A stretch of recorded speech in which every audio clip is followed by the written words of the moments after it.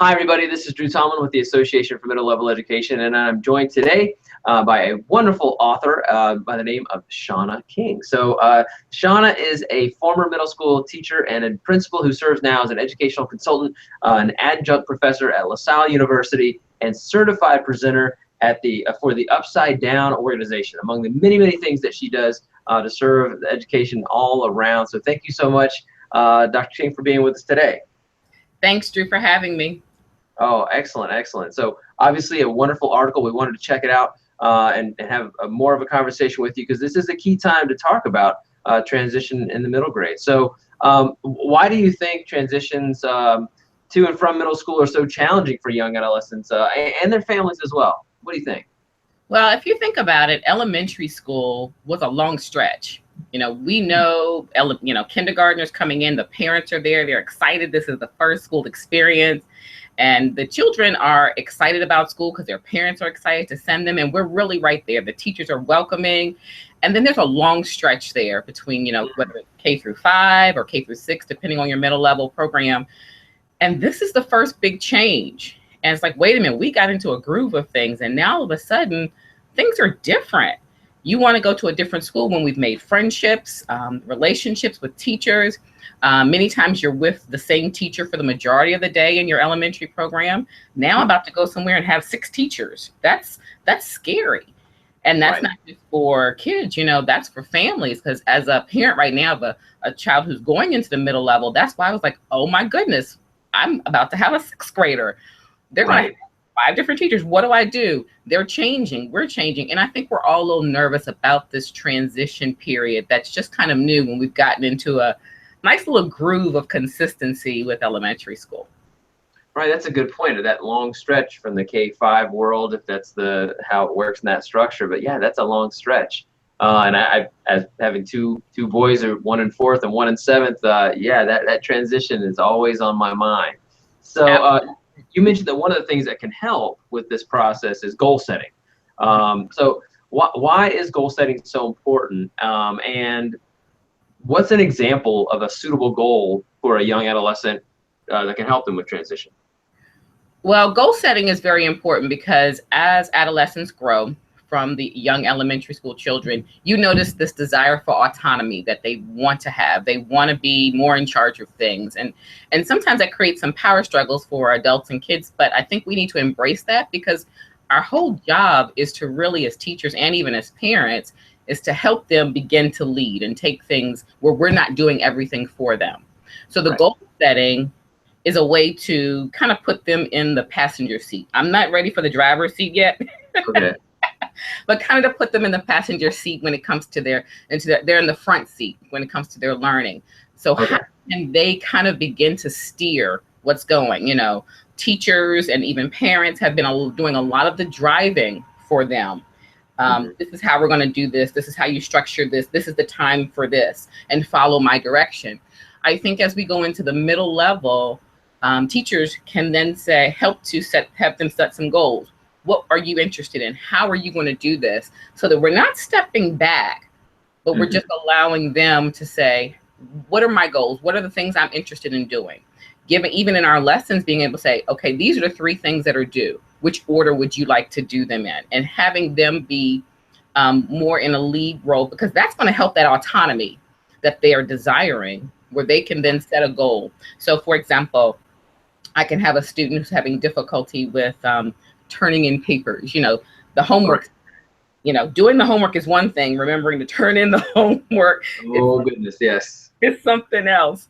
But how can I then set a goal? So let's say I start with where I am right now. I'm forgetting to turn in my homework 3 times per week. So that's a lot.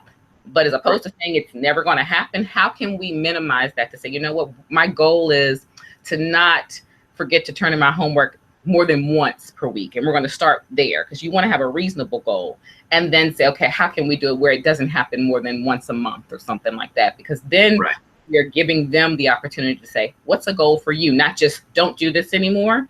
What's your goals? Even academically and socially, what are the things you'd like to do?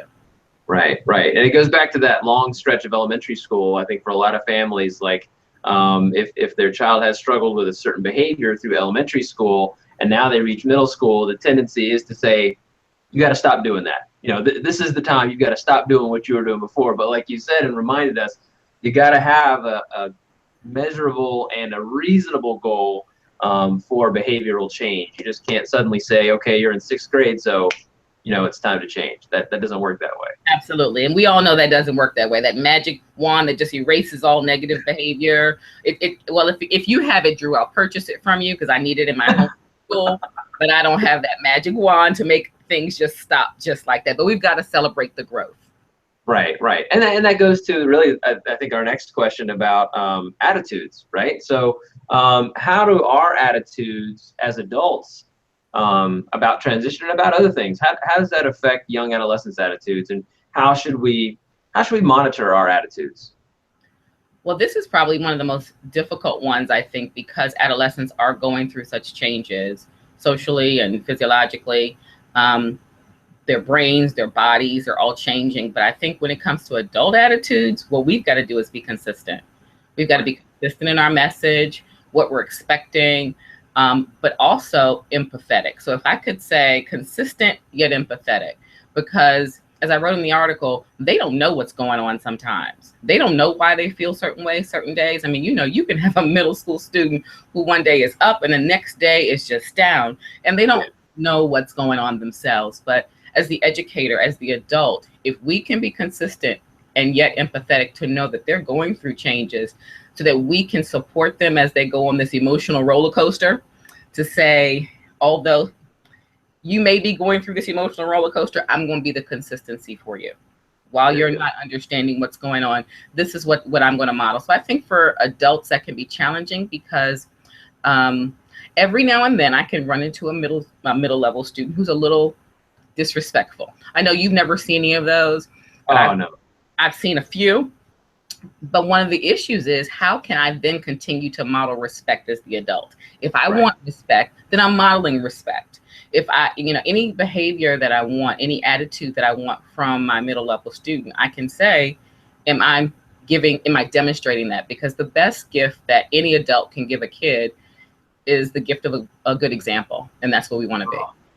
Gosh, that's so well said. The best gift is the gift of a good example. Absolutely. That's wow. That says it all right there. So you know, you talked about what families can do and what teachers can do to be those good examples for transition, and obviously another group that is key to the success of transition are school leaders and administrators. So from your perspective and having been a principal yourself too, what can school leaders do to support young adolescents through transition? Well, you know, if it's a matter of coming into middle level or middle school, I think being able to understand that those elementary school children are very nervous. And so having programs or opportunities where they can come and visit their local middle school, shadow a student for the day, I think would be wonderful, where you have some students even go to their elementary school and discuss what are the exciting things about that you can look forward into middle school. So having those transition programs, and even on the other end as well, as they transition to high school, what are those bridge programs that you're having? I've worked with summer bridge programs where the 8th graders get a chance to spend some time in the 9th grade high school that they're going to, get to meet a couple people, walk around the school. Because I know for me in my high school, it's big. So one of the biggest things that kids are nervous about is getting lost going to class. So how can you ease some of those fears with some transition programs, but then also developmentally in the middle school, in our advisory periods for our schools who are doing advisories? Are you allowing them to be interested in certain things? Can they choose those advisories based on interest? I've seen a lot of schools that are doing those types of things. And that helps the adolescent during this transition period kind of find themselves. What am I interested in? Maybe I want to learn about this. Maybe I want to talk about this. And some of those advisory periods can really be, can help develop the relationships and help to cultivate some of the curiosities of our middle level students during transition.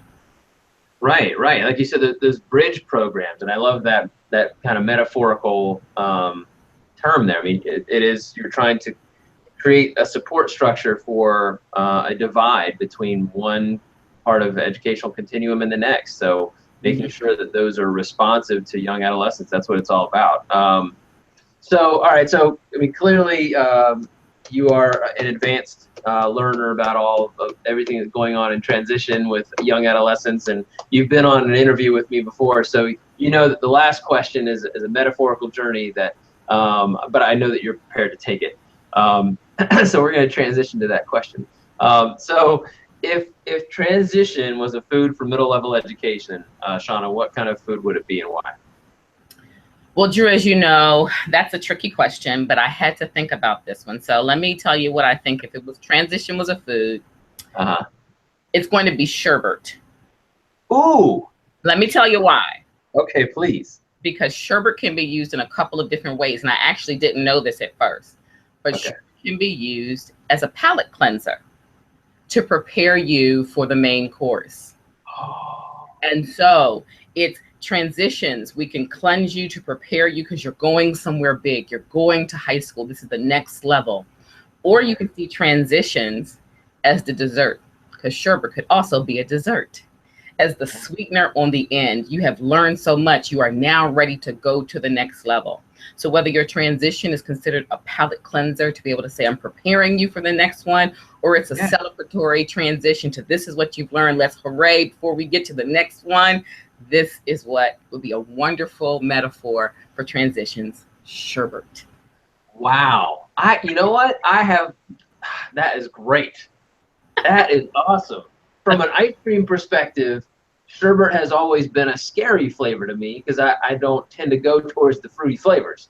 Okay. But now I know that sherbet is a powerful confectionery. That is wonderful.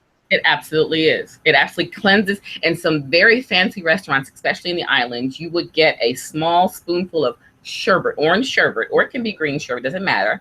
And it cleanses your palate so that you don't take your appetizer taste, whatever you've already eaten, or your salad. So you don't have that taste as you go into your main course. You have a cleansed palate. Yeah, that's really interesting. That's really interesting. It has to be served up in just the right way, and how sweet it is. That's great. Absolutely. You know, I like sweet stuff. I like dessert. So anytime you ask me that question, I'm probably never going to say broccoli or cauliflower or spinach. I'm going to dessert section. Sorry. Hey, no, listen, you go where your heart is. And I understand that too. My sweet tooth is a pretty long and active tooth. That's for sure. All right. Thank you so much for the interview. Not only learned a lot about transition, but learned a lot about ice cream as well. You're a giver. You're a giver, Shauna. Always a pleasure, Drew. Always a pleasure. Awesome. Well, thank you so much, and you have a great rest of the day. And hey, everybody out there at AMLE, thank you so much for checking out the article and check out this interview here at AMLE, where we help you reach every student, grow professionally, and create great schools. Thanks again, Shauna. Take care. Bye.